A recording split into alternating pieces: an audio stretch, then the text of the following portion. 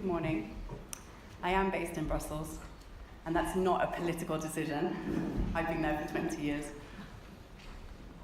So thank you for having me this morning. I've been asked to talk about plastics from the sustainability lens, and I'm not a scientist and I'm not a researcher. I'm really out there on the front line every day with my team, working with companies to get a message about bio-based materials and bioplastics out there. And despite that context, I really believe that plastics are the urgent environmental issue of our time. You don't have to look very hard to see the huge outcry around plastics in the public. Plastics have captured public opinion in a way that other environmental issues have not. And plastic is everywhere. You know, we're finding microplastics in salt, we're finding microplastics all over beaches, and plastic's been discovered in the deepest parts of the ocean where it should not be. And then you only have to look at Facebook and Instagram to see that becoming anti-plastic has now become very fashionable. And there's a disconnect from reality, and those of us in this room understand you can't go zero plastic. It's just not possible. Not when you want to post on your smartphone about your lovely zero waste kitchen cupboard. But plastics have become the villain of the piece, and it is very fashionable to reject them. And what I think is missing, and you touched on this already, the connection between plastics and consumption. So it's easy to say, I don't want plastics, so I'm going to go out and I'm going to consume a load of non-plastic stuff that maybe didn't come in plastic packaging and doesn't contain plastics. But we're not getting the message out there about consumption and waste and the use of plastics.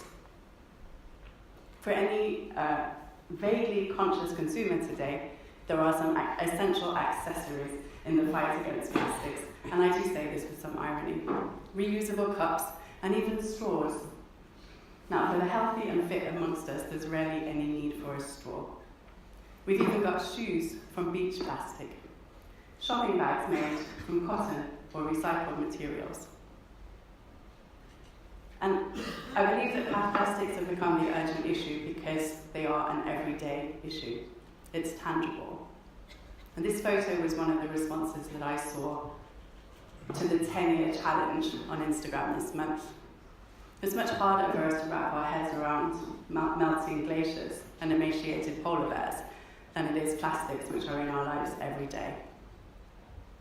So what about the solutions?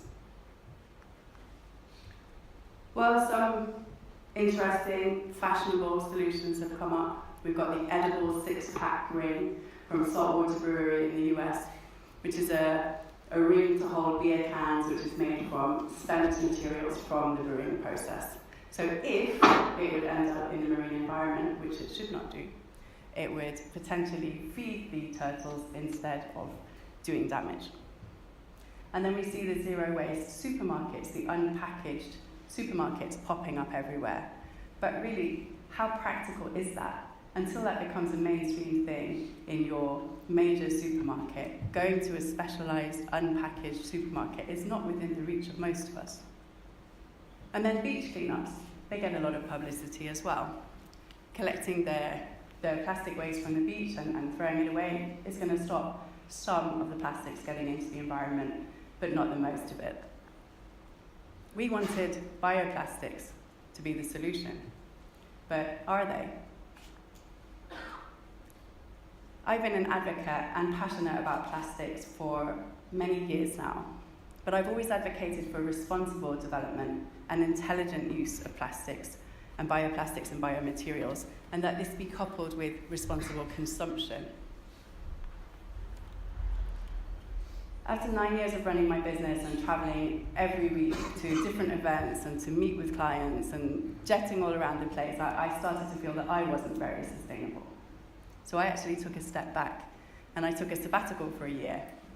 And I got out into nature. I'm very fortunate to live on the edge of the woods in Belgium. Got out into nature and asked the big questions. And really my conclusion from this time out was that society today needs brave leadership. And when I say leadership, I don't just mean managers and executives in companies. We're all leaders. We're all leaders in our companies and in our communities, and we need to be ready to take a stand and be brave about what is happening today. And I honestly have to say that bio is not the holy grail. And that might shock people who would expect a different message from me, but bio and bio alone is not the answer. It is, at best, part of the story. And as we've touched on, there are so many mixed messages.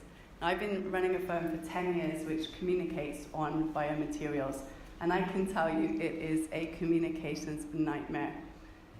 And if a communications professional says that it's a communications nightmare, then what hope do we have? We've got biodegradable plastics from petroleum. We've got bioplastics from renewable resources that don't biodegrade. We've got bioplastics from renewable resources that do biodegrade, and maybe potentially others which will degrade in the marine environment. So it is a bag of mixed messages. It's very confusing, and it is a nightmare to communicate. But that's the reality. And I believe the reason I was asked to come here was to talk to you from my critical lens of sustainability. Sustainability is complicated. It can be challenging, it can be contradictory, and it's very complicated. And it's often more nuanced than people realize. Now, if you've ever been in that situation where marketing or management came along and said, we've sorted everything out now, here's the strategy, we're going to go, and you can fill in the space, circular, biodegradable, bio-based, zero waste, whatever it is, make it happen. And you're the poor one that has to try to make it happen. And it hasn't been thought through, and it hasn't been properly looked at. And so it is often more nuanced than the public and stakeholders, but even the internal audiences, the marketing department, the management, than they realise. So I want to talk to you today about sustainability in the real world. And I've got some examples. I've had to make them generic to protect the companies involved. The first is around packaging. So in response to pressure from the public and from NGOs, a large company decides it's going to take a 100% circular approach. So of course it contacts its suppliers. And the packaging supplier decides that they'll do the same. They'll also adopt a 100% circular approach.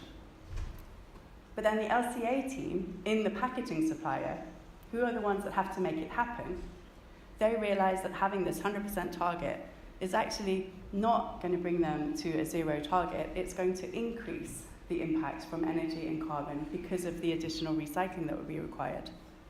So what sounds like a zero impact solution may not be. My second example, around life cycle assessment, or LCA.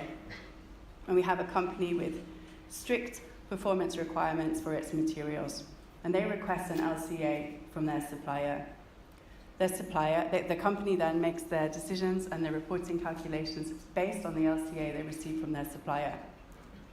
But then, thanks to a management decision in the supplier, they slightly change their method of reporting, which messes everything up for the company, and they have to adjust all of their calculations and decisions. And they have to ask questions about why this is being done. It's not simple. It's not straightforward. So not all LCAs are the same. And what works for one task might not work for another. My third example comes from not just one, but numerous big brands. And this is the one that actually touches me the most. Imagine you are the sustainability person in a large company. And you're passionate about sustainability, and to all intents and purposes, you have the dream job. And yet, once you get into that job, you realize that you're always just kept on the sidelines, and that the business needs always come first, and that doing sustainability for the big brand is a challenge because it's very often tokenism. You do an initiative, you make a nice video or a report, you might even win an award. You can go to the sustainability conferences and you can crow about your achievements.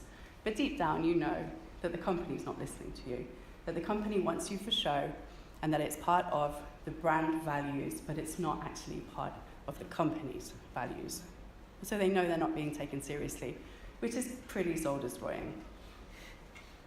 In this case, we say that you need to win people over one by one on a small scale and take steps towards the vision, and so taking people along with you. My fourth example, I think that people in this room will be able to relate to, where NGOs on the environmental side, they criticize the resources that are used by industry.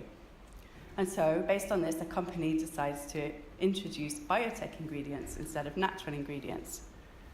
And then they're criticized for damaging traditional production methods and livelihoods, and very often because the ingredients are GMO. That also comes up. And so we need to dialogue with NGOs to understand the bigger picture, the context, and the full implications of these kind of decisions. Again, on biotech, an example of a startup that thinks they've got the answers. They think they've got the Holy Grail. They've got a new material which responds to society and NGO concerns. It's really good on the science, and they've been feted by the investors, the tech community. These are the people that live in the world of tech startups and Wired magazine. They don't necessarily know what the public is looking for. When this material reaches the market, the public thinks it's being poisoned. And the whole thing gets blown up. What happens here is they've not done outreach, they've not tested their messages, and they're not in touch with the public. And we believe that we can only get to sustainability altogether systematically. And we can't do it by dropping in one material for another unless we fully understand the implications and the bigger picture. So it's really time for us to get real. And I feel very privileged to be here at the beginning of this conference, because if I can do anything, it's to give you a lens from which you see the next 2 days. These are the real world challenges that we face in sustainability. And these are not bad companies. These are companies that are trying to do the right thing. They're putting in money and resources and doing their best efforts. But very often the expectations of the outside world and even the internal world and the existing frameworks and systems are just counterproductive. And it's a communications nightmare. It all comes down to trust in the end. We need to build trust across the whole of the value chain, because we're loyal to products and brands that we feel we can trust. And how do we get to trust? Well, credibility builds trust, and credibility builds good relationships. So today I'm really happy to be able to announce the launch of the Sustainability Consult Credibility Audit. We've actually found a way to measure credibility and to help companies that are going through those kinds of sustainability challenges. We can assess a company's credibility, their business, their story, and their claims, and we can give a score based on that audit process. We then dig much deeper and give detailed recommendations and exposing the risks and the vulnerabilities and helping a company to negotiate their way through those challenges. And of course, it's supported by consultancy. So for companies that need to stress test their credibility, or for younger people in this room that are going into new companies and just want to get it right so that they don't have any backlash later on, this process will expose vulnerabilities. If you're in a company and you think, oh, we're okay, we're getting it right, we're doing the right thing, we tick the boxes, this process will help you not be complacent and identify any risks to your reputation which could be around the corner.